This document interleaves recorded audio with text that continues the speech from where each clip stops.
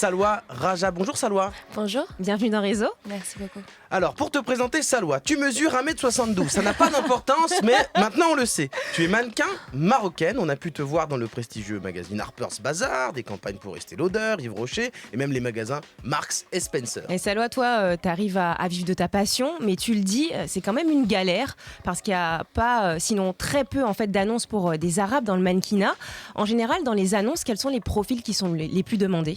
Alors généralement, il y a 3 profils types. C'est la caucasienne, l'asiatique et l'afro, black ou métisse, quoi. Ok. Et Vas-y. j'allais dire, pourtant, c'est quand tu dis que c'est une galère, du coup, il y a jamais d'annonce pour toi. En général, c'est quoi ? C'est des clichés quand on cherche une arabe. Alors ouais, c'est souvent le problème.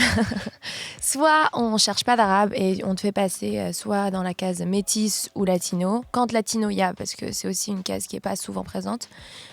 Sinon, on te fait porter un joli voile pour représenter la communauté arabe. Ok. D'accord, donc il n'y a pas d'autres. Soit tu es brésilienne, soit tu as le voile. Bah, bizarrement, oui. Ou sinon, après, il y a aussi des castings sur lesquels il n'y a pas de brief. Mais c'est que ce soit pour du e-com ou des choses un peu plus petites. Là, à ce moment-là, ils te prennent parce qu'ils aiment bien ton profil et c'est tout. Mais pour les campagnes, en général, tu as toujours un brief avec des profils recherchés et tu une figure. Pas très souvent. Alors, comme tu le dis, ouais, pour les noirs, c'est marqué clairement. Pour les blanches, c'est marqué clairement. Et les latinas aussi, du coup. Ouais, complètement. Et c'est quoi en fait, parce qu'on imagine qu'on cherche des profils pour certains types de campagnes. Et donc, en quoi est-ce que les profils sont souvent, à quoi est-ce que les profils sont souvent associés ? Par exemple, caucasien, ça va être pour les blancs d'origine européenne, ça va être pour quel type ? Est-ce que c'est souvent les mêmes types pour chaque division ethnique ? Alors, caucasienne, ça peut regrouper une blonde, une brune peau blanche, une brune peau blanche, yeux bleus. En fait, ça regroupe énormément de choses. Pour la case noire, ouais. tu as différentes couleurs. Enfin, t'as pas que un noir, une seule couleur Oui, noire. ils précisent, du coup, ils disent noir aux peau claire ou bien noir peau foncée. Alors, ils précisent pas, mais je pense qu'ils savent ce qu'ils veulent. Parce que je sais qu'il y a des modes sur les couleurs de peau noire. Donc là, en ce moment, c'est... Le mode de la métisse. Pas forcément, non. Ah ouais ? C'est le noir bleu. Ils l'appellent noir Ok. bleu. C'est un noir très, très foncé. Mm.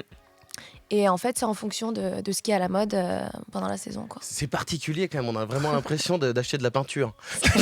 Et c'est horrible, en fait, mais oui. Est-ce que tu peux expliquer un peu justement, parce que les castings de comédiens, on peut avoir un peu une idée, on travaille une scène, on fait un truc. Les castings de mannequins, c'est comment ? Les castings de mannequins, t'arrives, on fait des polas, donc des photos naturelles, face, profil, tes 2 profils. Et après, généralement, on te fait une petite vidéo d'intro et basta, quoi. C'est tout. Ouais, c'est tout. Après, si c'est un défilé, on va te demander de marcher. Si c'est pour des fringues, on va te faire essayer des vêtements. Pas toujours, mais quand ils en ont. Et quand c'est pour du make-up et qu'il y a besoin d'un shoot pour le fond de teint, ils te font tester la teinte. Voilà. Donc on n'a pas vraiment l'impression d'être... Est-ce qu'on a l'impression d'être considéré un peu comme un porte-manteau, un espèce de truc, ou bien c'est déshumanisé, ou bien c'est quand même... Après, ça dépend avec qui tu travailles. Moi, j'ai rencontré, malgré tous les points négatifs que j'évoque dernièrement sur les interviews, j'ai rencontré énormément de gens super. Donc, il faut aussi prendre en compte qu'il y a des gens super. Bien mais sûr. malheureusement, il y a ce mouvement dans la mode où les trends, ce qui est à la mode, la beauté et la vision de la beauté pénalise certaines personnes et crée des complexes chez certaines personnes. Et pourquoi toi, t'as décidé, à quel moment tu t'es dit, ok, maintenant c'est le moment où je vais ouvrir ma bouche et je vais dénoncer, comme tu dis, ces points négatifs, je vais m'engager en fait pour dire que ouais, il y a quelque chose qui va pas, quoi. À un moment donné, c'est juste devenu trop lourd. C'est ce que j'expliquais dans mes autres interviews, c'est que j'ai vraiment eu un problème identitaire à cause de toutes les discriminations et toutes les choses qu'on a pu me dire. Et Quand tu dis problème identitaire, qu'est-ce que tu entends par là ? c'est que je n'étais pas du tout fière de mes origines. Alors c'était vraiment quelque chose que je voulais le plus cacher. On le voit souvent et c'est assez triste. Et d'ailleurs, je regardais un article sur Michelle Obama aujourd'hui qui assumait pas trop ses cheveux de noir parce que justement, il y a... Parle bien devant le micro, sinon on t'entend pas bien. Pardon. Sinon, il y a pas mal de discrimination par rapport aux cheveux, etc. Donc moi, par exemple, je me lissais tout le temps les cheveux parce qu'on les lissait tout le temps sur les shoots. Souvent, quand ils cherchaient des profils tout type sur les briefs, c'était « Ah non, mais tout type, mais sauf arabe ». Et à un moment donné, en fait, tu te dis, ok, personne ne me veut. Pourquoi moi, je devrais mettre en avant des origines qui, en fait, me posent problème. Et au fur et à mesure de ma maturité, parce que j'ai évolué aussi en 7 ans, je me suis rendu compte que c'était pas du tout acceptable que ces gens-là me fassent sentir comme ça. Et aussi pour les plus jeunes générations, quoi. En fait, c'est-à-dire que tu en étais arrivé au point vraiment où ton métier te faisait avoir honte de ce que t'es. Ouais, complètement. C'est terrible. Ah mais c'est horrible. C'est horrible parce que tu te regardes dans la glace, tu t'aimes pas, ta culture tu l'aimes pas, ton passé en fait tu l'aimes pas, donc en fait t'aimes rien et tu ne sais pas qui tu es. Parce que tu l'effaces. Au final, tu te perds. À force, tu te perds, quoi. Ouais, complètement. Et tu as dit lors d'une des interviews que souvent, les quelques fois, parce que ça arrive qu'on cherche des profils de femmes maghrébines ou de personnes maghrébines, mais c'était souvent pour des campagnes un peu cheap. Alors oui, t'as aussi ça. T'as le côté où des marques entrée de gamme vont chercher des maghrébines parce que c'est leurs acheteuses, leurs potentielles acheteuses. Et donc la problématique, c'est que les marques de luxe ne considèrent pas qu'on puisse être des éventuels clients. Ce qui est assez fou. Mais pourtant, je veux dire, il y a quand même... pardon, mais il y a eu la Coupe du Monde au Qatar. Ils ont racheté des trucs. Je veux dire, il y a toute la clientèle du Golfe. Pour n'importe qui va dans des grandes avenues commerçantes, Champs-Élysées, n'importe où. Il y a une clientèle qui vient du Golfe de gens. Et les marques ne se disent pas, tiens, des profils maghrébins pourraient peut-être leur parler. Et même, il n'y a pas besoin de ça. En France, il y a des Arabes qui vont aller dans des magasins, qui vont aller chez Louis Vuitton, je sais pas quoi, et qui vont s'acheter des sacs Louis Vuitton. Non, mais je rajoute juste qu'il y a ça raison. aussi en plus. Tu as absolument raison. C'est ça qui rend le truc plus fou, quoi. Mais je pense qu'il y a un mal-être vachement plus profond dans les communautés arabes où justement la blancheur les fait rêver. Et t'as tout ce côté... C'est le complexe un peu de tous ceux qui sont pas blancs. C'est un peu, ça touche tout le monde. Les Noirs, oui, dans toutes les cultures, les Asiatiques. Toutes les cultures, il y a un espèce de culte, ou en tout cas de désir d'avoir une peau qui est plus claire, que ce soit en Chine, en Inde, tout ça. Mais donc tu disais, oui, c'est pas ça qu'on leur vend. On leur vend pas une jeune maghrébine française, on leur vend un rêve autre chose, quoi. On leur vend un rêve autre. Et je pense qu'aussi, il y a tellement de personnes de nos origines, toutes confondues d'ailleurs, black ou arabes, qui ont du mal à s'accepter et qui du coup se retrouvent plus dans regarde cette mannequin, elle est blanche, elle porte cette robe, ça lui va bien, je vais la porter, je vais peut-être me rapprocher un peu de ce côté-là, quoi. Et le problème, c'est que et du coup, les Arabes ne sont pas représentés, quoi. Bah oui. Voilà. C'est-à-dire parce qu'en qu'ils fait, s'achètent quand même. On leur vend Emily in Paris, pas Safia in Paris. Non, mais en gros, c'est triste à dire, mais à partir du moment où tu commences à réfléchir que en marché, en part de marché, qu'est-ce qui fait rêver, voilà le truc. Et alors, c'est pas que pour les shootings, parce que là, on peut se dire, quand on a une idée un peu préconçue de ce qu'une clientèle doit aimer, on va avoir des critères un peu ridicules, mais des clichés et des remarques particulières arrivent même quand tu fais des essayages privés. Ah oui. Alors ça, c'était pas particulièrement des essayages privés. En fait, le concept du showroom, c'est que les marques vont présenter leurs vêtements aux professionnels, c'est-à-dire aux boutiques qui aimeraient avoir ces articles-là dans leur shop. Et donc, tu fais un défilé comme dans une sorte de pièce où chaque commercial est assis avec son client. Donc, tu as des commerciales un peu partout, Russes, Émirats, etc. Et donc, tu passes avec la robe, tu sais pas pour qui tu la portes, et tu passes juste pour que tout le monde puisse la voir. Et oui, alors du coup, il y a la fameuse histoire avec cette commerciale qui a osé me dire que ma couleur de peau était cheap. Cheap. C'est-à-dire que, voilà, parce que tu portais quelque chose de très cher, mais bon, je ne pense pas qu'une personne a plus la couleur de peau ou le corps pour porter quelque chose de plus cher que moi, quoi.